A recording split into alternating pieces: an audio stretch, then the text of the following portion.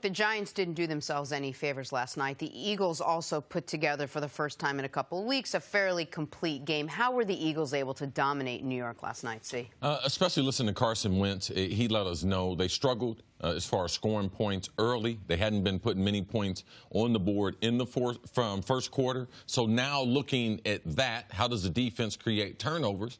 So it became a team effort. The offense is able to get points. Defense creates another turnover. They get more points going against a team that they're very familiar with, who they believe that last week against Carolina, that's not their offense. That's not the type of team that they are. Even with those 2 touchdowns early, I believe it really relieved a lot from what the Philadelphia wanted to do. Mission accomplished. Let's be positive as far as getting the ball. And I think this started long before the game. I believe when Philadelphia got on the bus, they got on the bus with the type of grit that got them into a championship. Well, Chris, what makes you draw that conclusion? It started with me with Lane Johnson. Before the game, working out with the head coach, Doug Peterson, and the training staff. They're testing that ankle. He's got a high ankle sprain.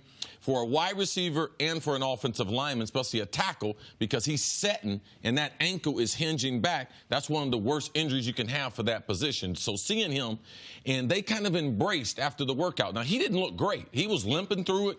The ankle was heavily taped. He got knocked out of the game earlier. But I believe that it sent an overall message as far as we are a team that's going to defend the Super Bowl championship. It starts with our big people, and you could see through him playing in the game. Jason Peters, the left tackle, gets knocked out of the game with the bicep. So I believe that effort of Lane Johnson and the overall grit that champions have, it played out in this game. And they actually were able to execute what they were doing. Score points, create turnovers, give the offense multiple possessions. And that's what I saw the world champs doing on Thursday Night Football. Nick. It felt like for the first time all year, the world champs were back to being anything like they were last year. How did they become world champs last year? An excellent offensive line. Well, Carson Wentz was only sacked once last night. An outstanding pass rush and defensive line. They either sacked or hit Eli Manning 18 times last night. And one of the best third down teams we have seen in modern NFL history. Last night on third down, Carson Wentz, a tidy 13 of 14, a 156 rating, 2 touchdowns, 12 yards per pass. Like the first 10 in a row. 10 in a row.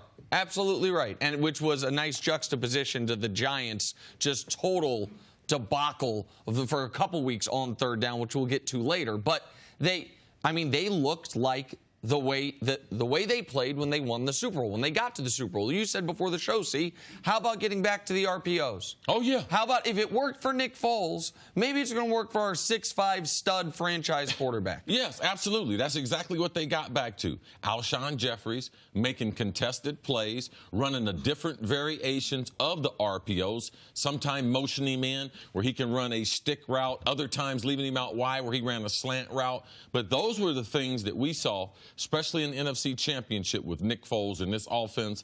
Doug Peterson goes back to it. Nelson Aguilar making a couple huge catches there to be able to keep drives going. The one play where Wentz got hit. Wentz gets hit on the arm. The ball still travels 16 yards past the line of scrimmage, and it looked like Landon Collins was waiting for it. And that could be a huge play because early in the game, the Giants were moving the ball. They had to settle for field goals. They looked like they might be able to overcome Eli's turnover and fumble.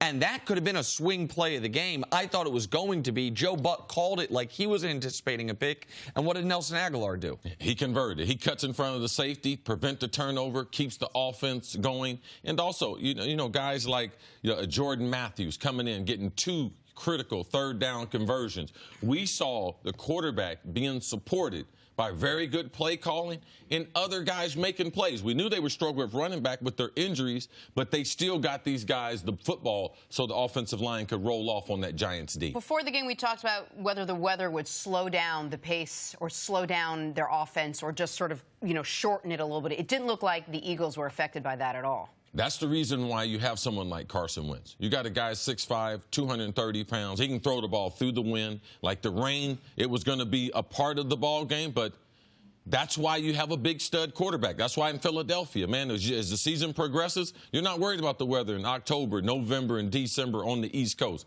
because you got a guy that weather is not going to make that much of a difference. And that it's not foreign to him. Like your thing running, I don't want to say joke, but running commentary about Rosen and Darnold is both of them grew up in cities with beach attached to the name. Both of them went to Southern California colleges.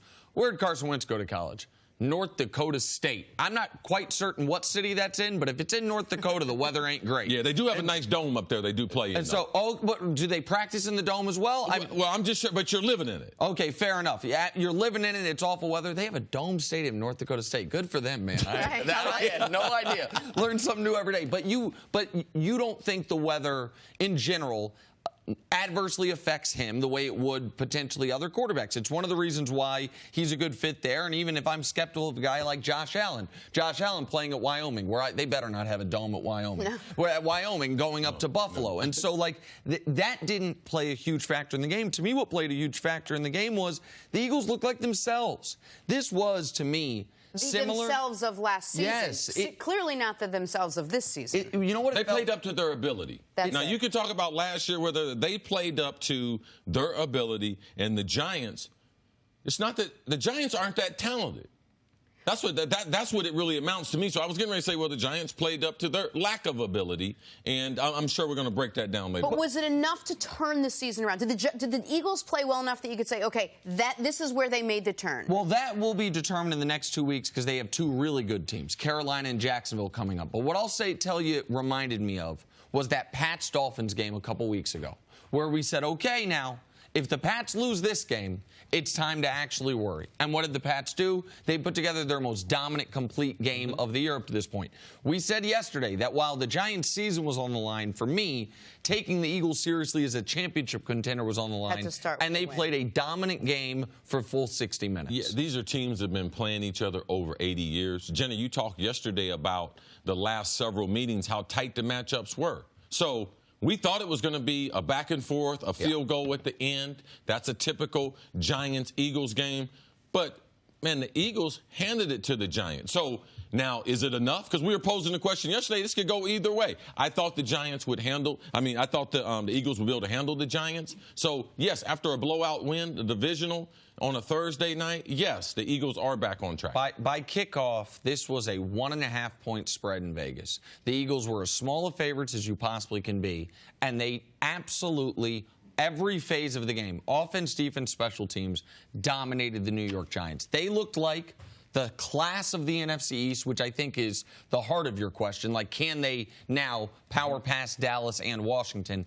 And the Giants look like a team with no answers, just a bunch of bad questions. At the end of the day, both teams showed who they really were and what direction both of them are going in.